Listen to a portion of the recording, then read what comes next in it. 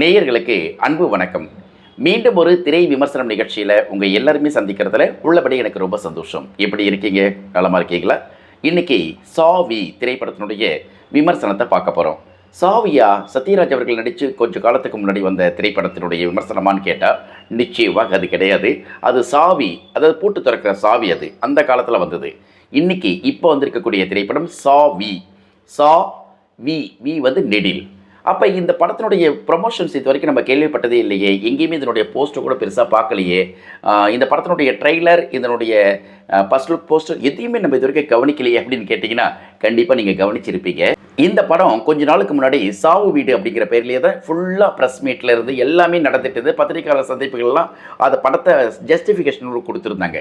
இந்த படத்தினுடைய பேர் வந்து சாவு வீடு இருந்தால் தான் சரியாக தான் இருக்கும் அப்படின்னு சொல்லிட்டு எல்லாருமே நம்மளும் வந்து அக்செப்ட் பண்ணிக்கிட்டே இருந்தோம். அன்றைக்கி தெரியாது. ஆனால் இப்போ படம் ரிலீஸ்க்கு வரும்பொழுது தியேட்டர் ஓனர்ஸ்லாம் சொல்லிட்டாங்க, சாவு வீடு அப்படின்னா இந்த படத்தை வந்து நாங்கள் ரிலீஸ் பண்ண மாட்டோம், ஏதாவது பேரை மாற்றுங்க அப்படின்னா சாவி அப்படின்னு மாற்றிட்டாங்க. ஸோ சாவி மாற்றினதுக்கு இப்படி ஒரு கதையான்னு கேட்டால் ஏற்கனவே தெரிஞ்சு இருந்ததுன்னா கண்டிப்பாக இப்படிப்பட்ட ஒரு வேலையை அவங்க செஞ்சுருக்க மாட்டாங்க அப்படிங்கிறது இந்த விளையாட்டுத்தனம் அப்படிங்கிறத இதில் புரிஞ்சிக்க முடியுது. இருந்தாலும் இதையும் கடந்து இந்த படம் வந்து ரிலீஸ் ஆகுது. ஸோ இந்த படத்தினுடைய விமர்சனத்தை இப்போ பார்க்கலாம். இந்த குழந்தை நட்சத்திரமாக தேசிய விருது வாங்கின உதயா, உங்களுக்கு தெரியும் நினைக்கிறேன், கொஞ்சம் காலத்துக்கு முன்னாடி குழந்தை நட்சத்திரமாக நடித்து தேசிய விருது கூட வாங்கியிருந்த உதயா தீப் இந்த படத்தினுடைய கதாநாயகன். அவர் வந்து கவிதா சுரேஷை லவ் பண்ணுறார். கவிதா சுரேஷ் தன்னுடைய தாய் மாமன் பொண்ணு.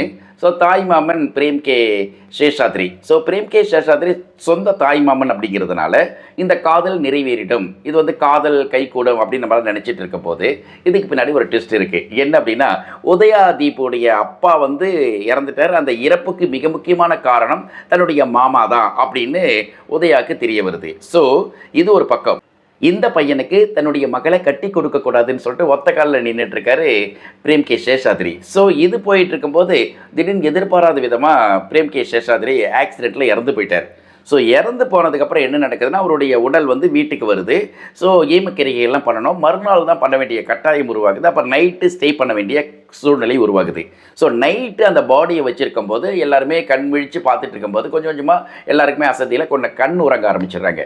இந்த பொறுப்பு யார்கிட்ட போகுதுன்னா உதயா தீப் கிட்ட போகுது. உதயா வந்து பார்த்துக்க வேண்டிய சூழ்நிலை, அவரும் கொஞ்சம் கண் அசந்துடுறார். திடீர்னு எழுந்து பார்த்தா அந்த பாடி இல்லை, பிரேம் கே சேஷாத்ரியுடைய உடம்பு இல்லைன்னு எல்லாருக்கும் பரபரப்பு தூத்திக்குது. ஒட்டுமொத்தமாக எல்லாமே தேடுறாங்க, எங்கடா காணுமே அப்படின்னு சொல்லிட்டு. இந்த தேட ஆரம்பிக்கும் போது எல்லாருமே என்ன பண்ணுறாங்க, உதயாவை தான் குற்றவாளியாக பார்க்குறாங்க. ஏன்னா ஏற்கனவே வந்து தன்னுடைய அப்பா மரணத்துக்கு இவர் தான் காரணம் அப்படின்னு இருக்கும்போது இந்த பாடி எடுத்து ஏதாவது செஞ்சிட்டாரோ அப்படின்னு சொல்லிட்டு உதயாவை பார்க்க ஆரம்பிக்கிறாங்க. ஸோ போலீஸில் கம்ப்ளைண்ட் பண்ணுறாங்க. இன்ஸ்பெக்டர் ஆதிஷ் பாலா வரார். ஸோ விசாரிக்கிறார். அவருடைய விசாரணையில் யார் குற்றவாளி, இந்த பாடி எங்கே போயிடுச்சு, கவிதா சுரேஷுக்கும் திருமணம் நடந்ததா அப்படிங்கிறத திரைக்கதை வழியாக முழுக்க முழுக்க நகைச்சுவை அப்படிங்கிற பேக்ரவுண்டில் ஒரு டார்க் காமெடியாக சொல்லி முடிக்கிறாங்க சாவி படத்தினுடைய கதையை. சரி, இந்த படத்தினுடைய கதாபாத்திரங்களை பற்றி பேசலாமா? கதாபாத்திரங்களை பேசுகிறத விட இந்த சாவி அப்படிங்கிறதுல நம்ம ஏற்கனவே பெரிய விளக்கம் கொடுத்துட்டோம்.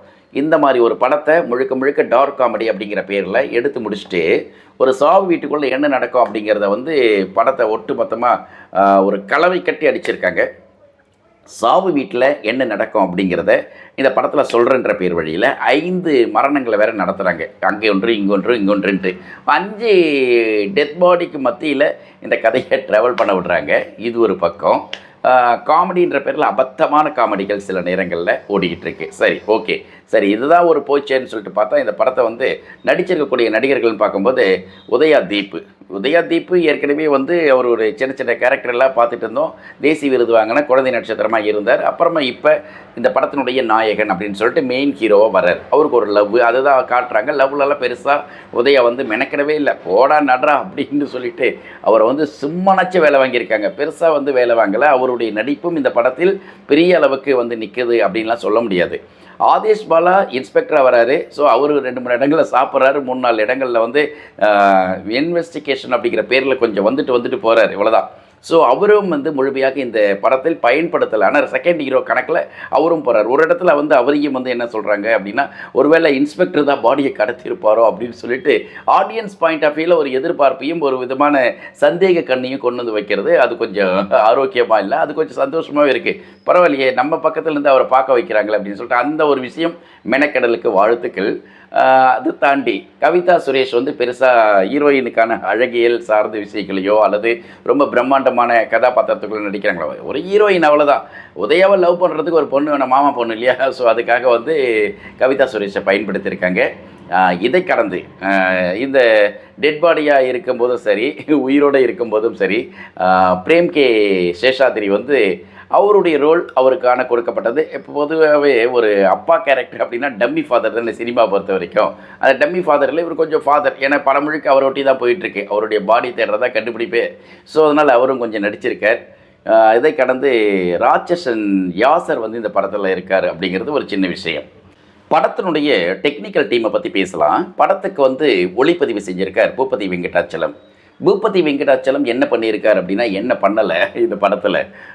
சாவி படத்திற்கு அவருடைய வேலை கேமரா நெடிலாக இருக்கிறதா அல்லது குறியிலாக இருக்கிறதா அப்படிங்கிறத பார்க்கும்போது சில இடங்களில் துருத்தி கொண்டு இருக்கிறது அப்படின்னு தான் சொல்லணும். அந்த படம் வந்து அவருக்கு பேர் வாங்கி கொடுக்குற படமாக இல்லை. ஏன்னா அடித்தளம் சரியாக இருந்ததுன்னா எல்லாமே சரியாக இருக்கும். அதனால் பூபதி வெங்கடாச்சலம் ஒரு கேமராவில் படத்தை ஷூட் பண்ணியிருக்காரு, அவ்வளோதான். அப்புறம் படத்தொகுப்பு பார்த்திங்கன்னா 2 பேர் பண்ணியிருக்காங்க. ஒருத்தர் சுந்தர், இன்னொரு பக்கம் வந்து ஒருத்தர் ராகேஷ் லெனின், இந்த 2 பேர். ஸோ 2 பேருடைய படத்தொகுப்பு எடுத்து கொடுத்துட்டீங்க, காட்சி என்னை வெட்டி ஓட்டிடுறேன்னு சொல்லிட்டு வெட்டி ஓட்டிகிட்டு இருக்காங்க. ரைட். அதே மாதிரி இசை பார்த்திங்கன்னா 2 பேர் பண்ணியிருக்காங்க. சரண் ராகவ், அப்புறம் வந்து இன்னொருத்தர் விஜய் ரகுராம். இந்த 2 பேருடைய மியூசிக் படத்துக்கு பல இடங்களில் வந்து இவங்க சிரிச்சிட்டு இருக்காங்க, நாங்களும் ஒரு பக்கத்தில் மியூசிக் பண்ணுறோன்னு சொல்லிட்டு ஒரு பக்கம் ஓட்டிகிட்டு இருக்காரு. என்னடா ஒரு பக்கம் இப்படி ஓட்டுறீங்க, இந்த பக்கம் சிரிக்கிறீங்க, இந்த பக்கம் ஓட்டுறீங்க, இந்த பக்கம் சிரிக்கிறீங்க அப்படிங்கிற மாதிரியே ஓடுது. இது ஒரு பக்கம். இன்னொரு பக்கம் பார்த்திங்கன்னா இந்த படத்தினுடைய ஒட்டுமொத்தமான தயாரிப்பாளர், அதாவது ஆண்டன் அஜித் ப்ரொடக்ஷன்ஸ் அப்படிங்கிற ஒரு நிறுவனத்திற்காக, ஒரு பேனருக்காக இந்த படத்தை எழுதி கதை திரைக்கதை வசனத்தோட இயக்கம் செஞ்சு தயாரித்தும் இருக்கிறார் ஆண்டன் அஜித். இந்த ஆண்டன் அஜித் தான் இந்த படத்தினுடைய ஒட்டுமொத்தமான கேப்டன். அவர் தான் தயாரிப்பாளரும் கூட. ஒரு படத்தை எடுக்கும் பொழுது இந்த படத்தை இப்படி தான் எடுக்கணும் அப்படின்னு முடிவு பண்ணி எடுத்தாங்களான்னு தெரியல. ஏற்கனவே டெத் ரிலேட்டடாக ஒரு பாடி வீட்டுக்குள்ளே வச்சுக்கிட்டு நடக்கக்கூடிய விஷயங்கள் எவ்வளோ படங்களை நம்ம பார்த்துட்டோம். ஒரு ஹியூமரஸான ஒரு விஷயங்கள் கூட நம்ம பார்க்குறோம். நடுவில் கூட தண்டட்டின்னு சொல்லிட்டு ஒரு படம் வந்திருக்கும். அந்த தண்டட்டி படத்தில் கூட பார்த்திங்கன்னா ஒரு டெட் பாடி பின்னணியில் தான் வந்து ஒரு இன்வெஸ்டிகேஷன் நடக்கும். ஸோ அதுவும் அதே மாதிரி தான். நடுவில் வந்து பெருசுன்னு சொல்லிட்டு ஒரு படம் பார்த்துருப்பீங்க. ஸோ அந்த படத்தினுடைய காமெடி பார்த்திங்கன்னா டார்க் காமெடி அப்படிங்கிற பாயிண்ட் ஆஃப் வியூவில் ஒரு பெரியவர் இறந்து படத்தை பின்னணியில். ஸோ டெட் பாடி பின்னணிக்குள்ளரே கதைகள் சொல்லிகிட்டு இருக்கக்கூடிய தமிழ் சினிமாவில் அந்த ஜானரையும் நாங்கள் விட்டு வைக்கல, அதையும் நாங்கள் பண்ணுறோன்னு சொல்லிட்டு பண்ணியிருக்கிறது கொஞ்சம் நகைச்சுவையாக தான் இருக்குது. அதனால் அவங்க சொல்லிடுறாங்களே இது 100% டார்க் காமெடி, ஸோ சிரிக்க தயாராகிடுங்க அப்படின்னு சொல்லிட்டு. அதனால் வந்து நமக்கே சில நேரத்தில் சிரிப்பாக தான் வருது. 5 மரணங்கள் தேவையா அப்படிங்கிற அடுத்த கேள்வி வருது. இருந்தாலும் பரவாயில்லை, சாவி அப்படிங்கிற மாற்றினதுக்காகவே பாராட்டலாம். ஏன்னா எங்கடா படத்துக்கு போகிறீங்கன்னா சாவு வீட்டுக்கு போகிறேன் அப்படின்னு சொல்ல முடியாதுல்ல. இந்த தேட்டருக்கு போய்ட்டு சாவு வீடு டிக்கெட் இருக்கான்னு கேட்க முடியாது. டிக்கெட் எடுத்ததுனால தானே சாவு வீட்டுக்கே போகிறோம் அப்படிங்கிற மாதிரி ஆகிடும் லாஸ்ட்டில். ஸோ இப்படிப்பட்ட ஒரு சினிமாவினுடைய பின்னணியில் தமிழ் சினிமா எதை நோக்கி சென்று கொண்டிருக்கிறது அப்படிங்கிறத ரொம்ப கஷ்டமாக தான் சொல்ல வேண்டியதாக இருக்குது. இருந்தாலும் இந்த படம் அவ்வளோ மோசமாக அப்படின்னு நீங்கள் கேட்டிங்கன்னா அவ்வளோ மோசம்லாம் கிடையாது. என்டர்டெயின்மெண்ட்டுக்காக போய் பார்க்கலாம். ஏன்னா ஒரு சினிமாவை விற்பனைக்காக வரும்போது இதெல்லாம் தேவை, இதெல்லாம் பண்ணணும் அப்படிங்கிறது ஒரு பக்கம். இன்னொரு பக்கம் ஒரு சினிமாவை வெற்றி திரைப்படமாக அல்லது சிறந்த இயக்குனராக நம்ம வரணும் அப்படின்னா கண்டிப்பாக அதற்கான பின்புலம் தேவை. சும்மா செலவு பண்ணிவிட்டு ஒரு படத்தை எடுத்து அப்படியே தேமீன் போடுறதை விட ஏதோ ஒரு ஆரோக்கியமான ஒரு முயற்சியை எடுத்தால் நிச்சயமாக அது மக்களால் கொண்டாடப்படும், ரசிக்கப்படும். அது பெரிய பாராட்டுகளையும் வாழ்த்துக்களையும் கொண்டு வந்து சேர்க்கும். அதை ஏன் செய்யாமல் விட்டுறாங்கன்னு தான் தெரியல.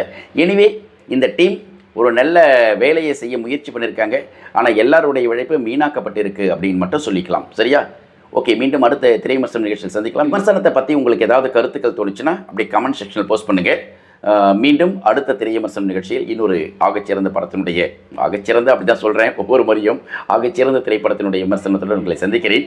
அதுவரை அன்பு வணக்கங்களையும் வாழ்த்துக்களையும் சொல்லி விடை பெற்றுக் கொள்கிறேன். என்றும் உங்கள் நேசத்திற்குரிய பேர் யாருங்க? அதே Naga. See you. Bye bye.